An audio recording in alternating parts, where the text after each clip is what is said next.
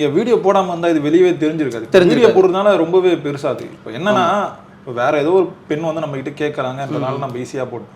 இதே நம்ம குடும்பத்துல யாராவது ஒருத்தர் இருந்தா, இப்போ இதே உங்க அக்காவோ இல்ல தங்கச்சியோ இல்ல வீட்டுல யாரோ ஒருத்தர் வந்து இந்த மாதிரி எனக்கு ஒரு டேட்டோ வந்து இந்த இடத்துல முருகருக்கு போடுங்கன்னா நீங்க அங்க போடுவீங்களா? அதான் உங்களுக்கு அங்க அந்த இடத்துல தோணும்ல இது வந்து தப்பு, நம்ம போட்டுறக்கூடாது. பொண்ணு அந்த இடத்துல நம்ம அந்த மாதிரி தப்பா பாக்குறது தான் நம்ம பாக்குறவங்க விதத்துல தான் இருக்கு. ஒரு பொண்ணுக்கு டேட்டோ போடுறோம்னா அந்த பொண்ணோட பர்மிஷன் இல்லாம நான் வீடியோ எடுத்து போட மாட்டேன். ஸோ அதனால அந்த பொண்ணுக்கும் தப்புன்னு தெரியல, எனக்கும் தப்புன்னு தெரியல. பட் இப்போ நான் எதுக்கு அந்த ஸ்டேட்மெண்ட்ல இருந்து மாறி தப்புன்னு சொல்றேன்னா, இது வந்து ஒரு கடவுள். எனக்கு வந்து இந்த இந்து அமைப்புல இருந்து மட்டும் இல்ல, எல்லா இதுல இருந்து என்கிட்ட பேசினாங்க. ஒரு சில பேர் திட்டினாங்க. கால்ஸ் நேற்று நைட்ல இருந்து இப்போ வரைக்கும் எனக்கு ஒரு 1000 கால்ஸ்க்கு மேல வந்துருச்சு. நாங்க ஒரு தெய்வமா கும்புற கடவுளை நீ இப்படி ஒரு இடத்துல இப்படி டேட்டோ போட்டிருக்கேப்பா, கடவுளையே ஒரு மீமா மாத்திர மாதிரி நிறைய பண்ணிட்டு இருக்காங்க. நான் என்னோட பேஜ்ல வீடியோ எடுத்துட்டேன். இப்போ அதான் மத்தவங்க எடுத்து அதை எப்படி யூஸ் பண்றாங்கன்னு ஒண்ணு இருக்குல்ல, நல்லதா யூஸ் பண்ணலாம் கெட்டதாவும் யூஸ் பண்ணலாம். அது எனக்கு அப்ப தெரியல, இதை இந்த மாதிரி நெகட்டிவா கொண்டு போவாங்க அப்படின்னு எனக்கு தெரியல. தெரியாம நான் பண்ணது.